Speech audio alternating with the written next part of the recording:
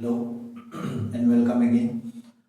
Today we are going to continue with our lesson that we were discussing, lesson number 1 for class 10, that is resource and development. So we will, this is our second part of our class, that is here we will discuss about development of resource. The second topic that is given about resource, the development process in India. As we all know, we have discussed before that before people thought or believed that resources are free gift of nature, and due to this ideology or due to this belief, people use resources indiscriminately.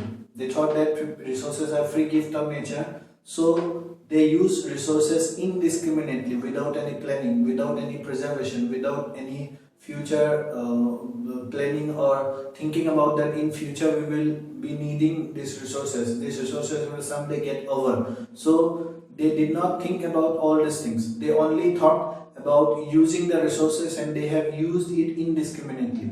And because of this thought and this work, because of this two, a result have come up that three very important problems have come up in our society in regarding to the resources. What are the three important problems that we'll discuss?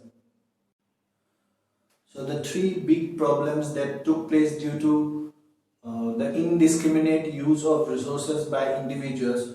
The first problem is the resources have been depleted, has been used to satisfy the greed of few individuals. It is not need but greed.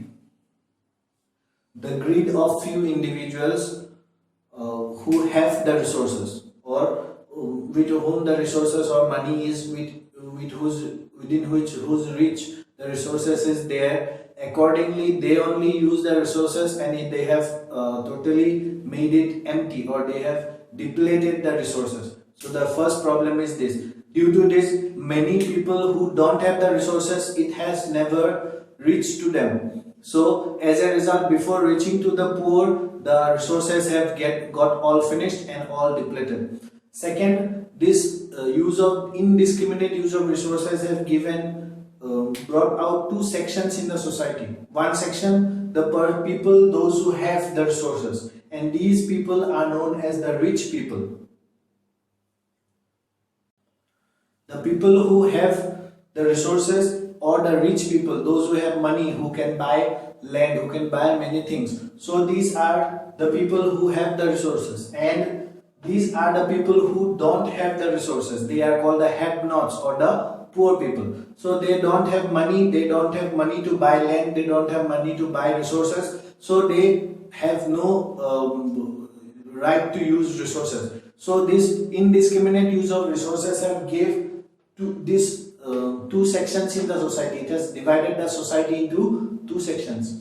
So the third important problem that came up is many global ecological crises. Crisis means problems. Many problems which is related to the whole world, and which is related to the environment, to the ecology, have come up. Many problems, and such example of such problem is global warming. One is global warming, then drought, then tsunami. Somewhere it is tsunami, somewhere failure of agriculture, somewhere flood. Then such many other problems have come up in the society, due to which the society is facing many problems. So these are the three important problems that have come up due to indiscriminate use of resources. So in this way, if resources are being exploited, and if the use at present, how you are using, if it goes on in the same way, then it is not that very long. It is not very long that all the resources will get depleted and there will be no resources left at all. So a particular plan should be adopted before using resources, and such a plan, that is a proper plan, that is one of the such plan is very important plan, that is sustainable development. So sustainable development is a very important plan that is adopted, that can be adopted for resource plan, so that the need of the present generation also can be fulfilled, and the need of the future generation also can be fulfilled. So let us see now what is actually sustainable development. Sustainable development means to use the resources in such a way so that we can fulfill our need. I am saying again need, not greed. There is a difference between need and greed, because need is something which is only our need is fulfilled with a very little amount of resources. But when we want to fulfill our greed, then no amount of resources can fulfill our greed. A huge amount of resources will be needed, will be spent. Still then our greed will not be fulfilled, because greed always need more to be fulfilled than need.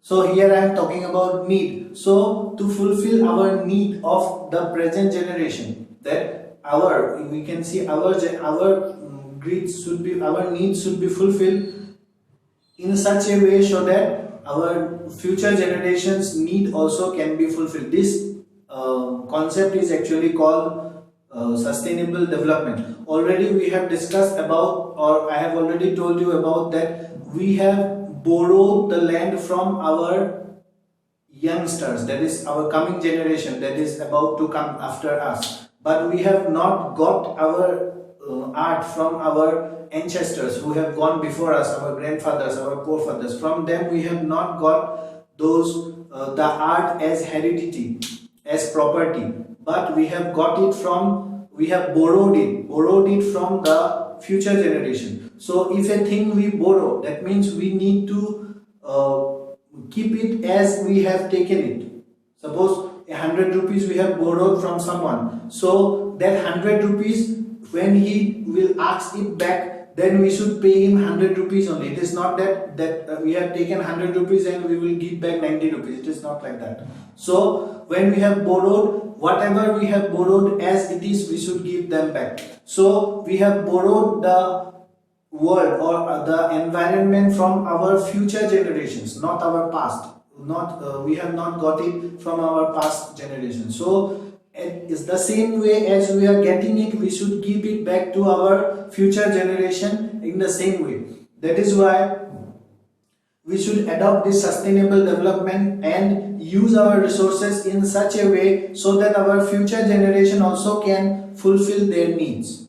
If not, if we don't adopt sustainable development, if we don't give importance in this sustainable development, then what will be the result, consequences? The result will be that the resources will be finished very soon, and very easily the resources will be finished at present. Then our future generation will get a world where there will be almost no resources left. So they will have to work with whatever less amount of resources they have. Then it will be very difficult for them. It will become more difficult.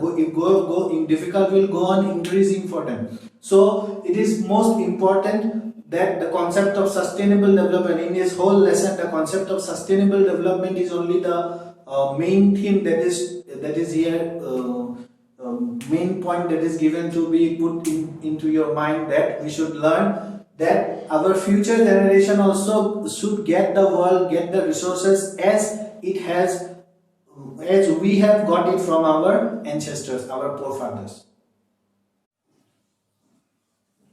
So the concept of sustainable development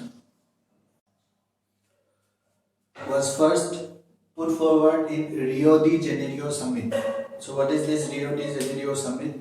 So it was a meeting, you can say, a meeting of global leaders. There around 100 leaders from 100 different countries, they came together, they sat and conducted the meeting. In this meeting they have talked about different global problems, different problems that the whole world is suffering from, and they have agreed, or they have signed an agreement for this global problems, that is global climate change and biodiversity, the problems of global climatic changes and biodiversity, about the environment, whatever the problems our climate is facing, the biodiversity, the problem that biodiversity is facing, they have signed an agreement in that, And most importantly, what is most important is they have signed Agenda 21 in that Rio de Janeiro summit, in that global summit.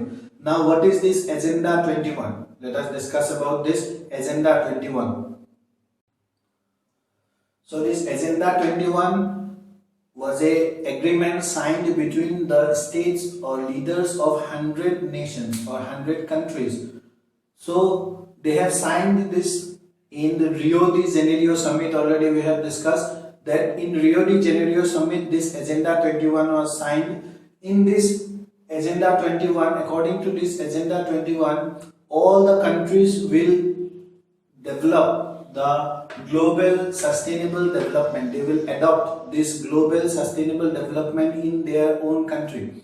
And it is not that they will develop in the country level, but they will develop it in the local government level, that is in every village panchayat or village level, every up till the village level they will adopt this sustainable development. It is not that only they will adopt from the country, but every local government also can add something to this law that is made by the whole world. So every local government or every local village government, according to their own need, according to their own right, and according to their own opportunity or benefits, they can change this and adopt the government, adopt the Agenda 21 for sustainable development in the very local level. So this Agenda 21 is the very important agreement that was signed, and for this only the sustainable development has introduced in the whole world, and this new concept has been adopted by the whole world at present. Now next topic of this lesson is resource planning. Now already we have used about the indiscriminate use of resources. So if you don't have a resource plan, then the resources will always be used indiscriminately. Now when we say about planning of the resources, before using the resources we need to plan it. So first thing that we need to know is, why do we need to plan our resources? What is the importance of resource planning? Why do we need to plan? So for example, here I am giving the map of India. So there may be a particular region where there is abundance of resource, and there may be another region in the same country where there is almost no resource. Then there may be also a place where there is abundance of a particular resource, but some other resources are not there. And there may be other regions where that particular resource is not there, but other resources are there. For example, if you see here, this is the Orissa-Jharkhand belt. This belt is known as Orissa-Jharkhand belt. So this area is very much rich in coal and iron ore. Here there is abundance of coal and iron ore is found. But there are regions where there is no coal and no iron ore is found. Or there are regions where there is no resources are found. In the Thar deserts of Rajasthan, almost no resources are found. So there are also regions where there are many resources are found. In the southern part of India, it is the part of the peninsular plateau. It is rich in many different kind of resources like coal, petroleum, natural gas, even agriculture. Everything is almost found in the southern part of India. But there are regions where there is no resources are found. Or here coal is found, here only agricultural resources are found in the northern plain. So there are in different parts of the country, there may be regions where there may be one resource is available and other resources are not available, or one region may be there is almost no resources are available, other regions are there where all resources are available. So we need to make a particular plan that according to that plan, if the whole country will use the resources, then the resources will be distributed equally throughout the country and there will be no resource crisis. Because a particular place where there is no coal, suppose here there is abundance of coal, but in northeast India or in Rajasthan or in Kashmir, so there is no coal. So if coal is needed or iron ore is here, it is abundance of iron ore. So if iron ore is needed in everywhere, so if resource plan is made, then accordingly the iron ore and everything can be distributed everywhere. Accordingly, it is agriculturally rich region, this northern plain beside the Ganga and Brahmaputra river. So this region can supply the wheat and rice to the whole country where it cannot be produced abundantly. So accordingly, if a particular plan is provided, a particular plan is made for using the resources, then it will be beneficial for the whole country, then it will be beneficial for the government, for its citizen, so that the resources will be used fruitfully. It will not be wasted, it will not go in a different hand or in the hands of the people who will destroy the resources. The next point is resource planning in India. What are the steps, or how resources are planned in India, or what is the steps involved in resource planning? So there are three important steps involved in resource planning. The first step that is involved in resource planning is identification and inventory of the resource. First, to identify the resources. When identification means, first we don't know where a particular resource is found. Take for example coal. Where coal is found we don't know. In India, where coal is found we don't know. So there should be a proper surveying of the whole country, or maybe a possibility where there may be coal. That area should be properly surveyed. Then after surveying, it will be found out that where coal is found, where it is found. Then second step, after finding out where coal is there, accordingly in the map they will put the mark that here the coal is found. So second is mapping. Suppose this is a map. Now here coal is found, then here it will be marked that here is this coal is found. Secondly, what is done is mapping. Now the same group of people may go for another process, or their work is just to find out the resource and map it, finished. So accordingly, if they have found out and map it, so a second group of people will go. They will go and find out the quality and the quantity of the resources. That is, first, before extraction, this is said as estimation, because exact or accurate cannot be found out, because it is when resources is found, either it is inside the earth or inside the mountain. Before extraction, nothing can be accurately said. But the qualitative and quantitative estimation can be done. Why it is needed? First, the quality of the resources we should know about the quality of the resources. For example, coal. If the quality of the coal is not good, so accordingly we cannot adopt the process of extraction, because if the coal in extraction 100 rupees goes, then after selling the coal, if the quality is not good, so after selling the coal we got only 50 rupees, so it will be a loss. So first we should know about the quality. Secondly we should know about the quantity. So how much amount is there? If the quality is good also, but still then the amount is very less, so after extracting that amount, if we sell it into the market, same we have got 50 rupees, but in extraction that amount 100 rupees has been spent. So both should be kept in mind. First is quality we should know, then quantity we should know, then only we should decide whether it should be extracted or it should not be extracted. So the third point is involved in this inventory, identification and inventory of resource, qualitative and quantitative estimation. Then most important, that is the measurement. We should the scientist or whoever, they used to go and find out the resources, they should measure it from the earth. Suppose under the earth, if it is there, and under what depth the resource is there, how much we should dig, what type of machinery we can use to dig it.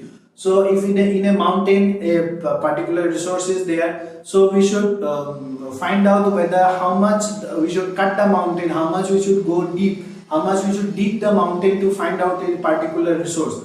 So accordingly we should find out measure the resources, also its depth. So these are the steps that is involved in the first step, that is identification and inventory of resources. To identify the resources and to invent it, to find out where, up till what depth, how can we extract it. Next point that is involved in the resource planning process in India is evolving a planning body. So we have found out where a particular resource is there, estimation is done, then measurement is done, everything is done. Now a particular body, a planning body should be made, and that body should have person who has the knowledge of technology, who has skill in using the resources, in extracting the resources. He has the idea of everything. He should be a specialized person, you can say. Then also he should body should make a institutional setup. They should select certain persons and they should make a group. They should make an institution and give them the responsibility to decide about how the resources can be extracted, in which field or in which part of the country, for what development that resource should be used better, in which field if it is used better, then we can get the maximum from that particular resource. So in the second step, these three important things are involved. That is, a person with technology, who know about the technology, person who is skilled enough to take decisions on the basis of the use of resources, and to make a body who will decide about how the institutional setup, how the resources will be used. So the third step involved in resource planning in India is matching the resource development plan with national development plan. Now the institution that has been made up, we have discussed in the previous point, the institution that was made, the group of people who will decide that in which way, where we should use a particular resources. So the plan they will make for using a particular resource, that plan will be called as resource development plan. But there is also a plan that is made by the government of India, the Planning Commission of India. As we everyone know, this is known as 5-year plan. So after every 5 year, the Planning Commission of India make a plan for the whole country, in what sector, how many, what amount of budget should be spent in what sector, what resources will be spent in what sector. So this plan is already fixed for the 5 year, it is there. So in between, if they have found out a particular resource, so before making their plan, they should match their plan for with the 5-year plan that has already been made. Because if there is a clash between these two plans, if suppose in a particular area resource have come out, suppose say in Orissa a new amount of resources have come out, the 5-year plan has already decided that resources should be used for development of Kashmir, suppose. But in the resource development plan, the institution has decided something else, that it should be used for the development of Assam, suppose. So if there will be clash in the use of both, then there will be again problem in using the resources. It will not be used productively. It will not be able to, the country will not be able to use it productively. So the last and a very important point is that before making the plan, they should match the resource development plan with the 5-year plan that has been made by the government of India. Next important point that we need to discuss before resource planning or related with resource, it has always been said that resources are very important for development of a country.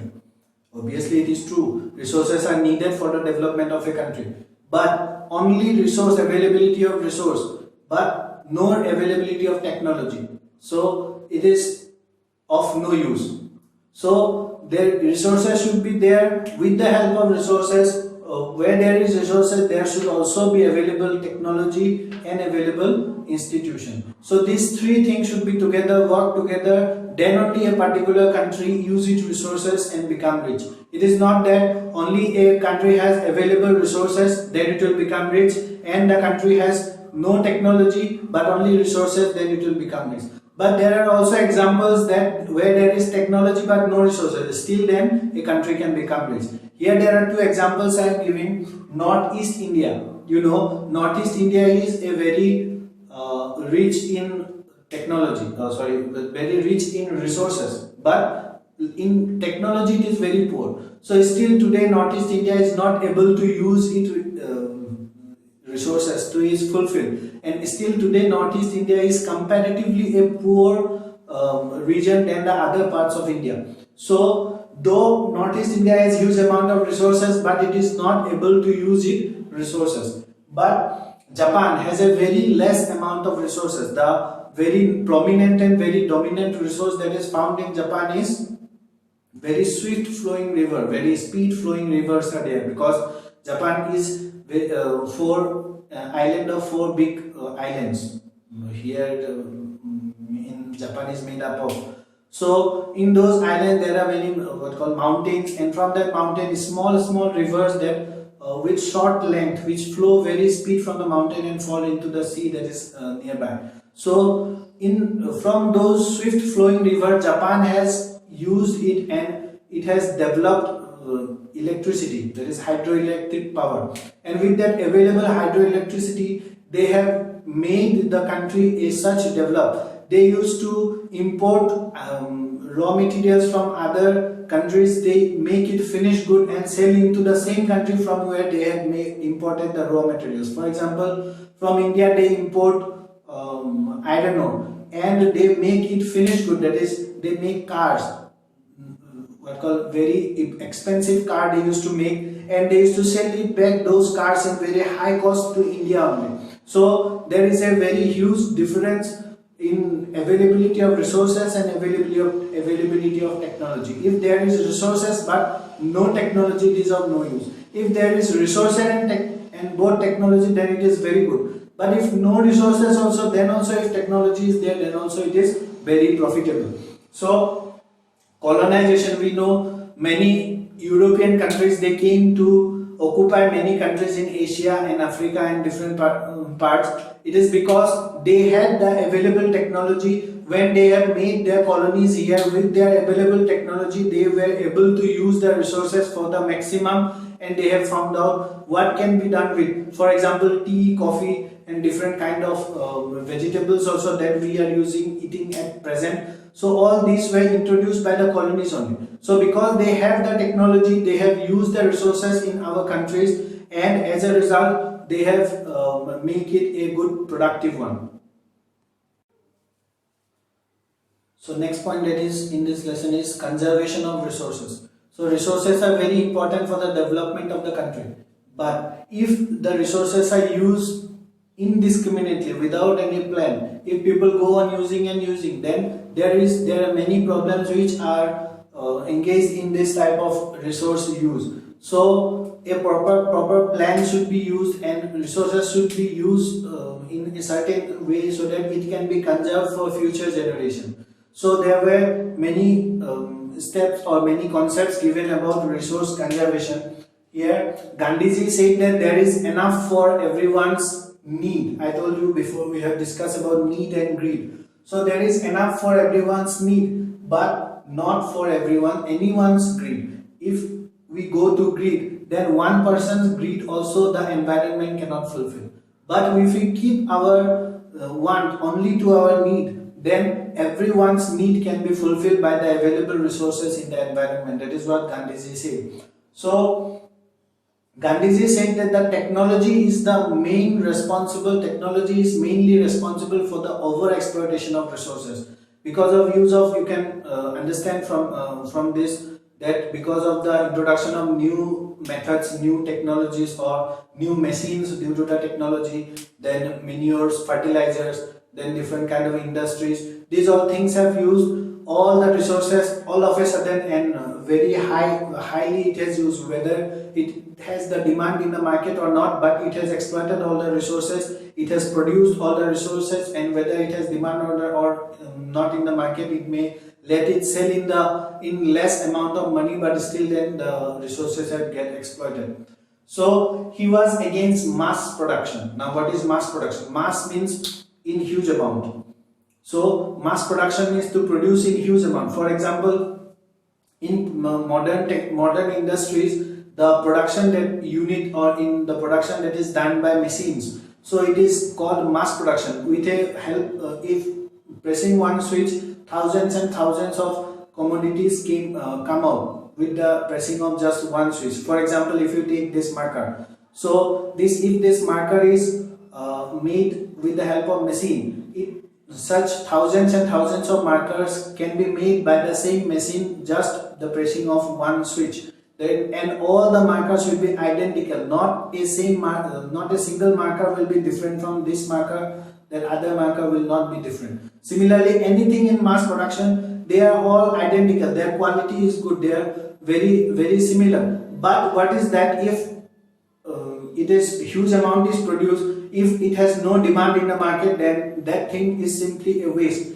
Then resources also to produce those huge amount of thing, resources also needed are very huge. So the exploitation of resources will be much due to the mass production. But second concept he accepted, Gandhiji said production by mass, not mass production by production by mass. Here it is mass means people. So if people will be engaged in place of machines to produce, firstly people will get employment, so there will be no problem of unemployment. Secondly, the production process will slow down, then the resources of exploitation of resources will be less, and the environment will get more time to refill itself with the resources. So this production by mass is a very good idea that was put forward by Gandhi. So he said that we should avoid mass production, but we should adopt production by mass.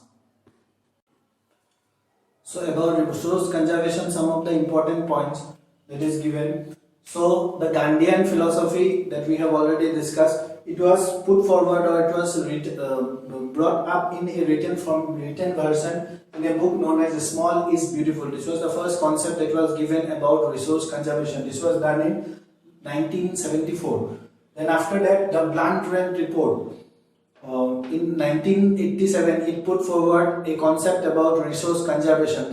It tried to bring the attention of the world towards resource conservation, because at that time there was excessive use of exploitation of resources was done. So then in a book called Our Common Future, the sustainable development concept was put forward. So in a book called Our Common Future, that also a new concept came about use of resources. So lastly, in the Rio de Janeiro Summit, Brazil in 1992, we have already discussed. So there the final decision was taken by 100 countries that this resource conservation will be adopted in every grassroots level, in the local government also, by every country, so that the resources are not exploited, it is conserved for our future generation.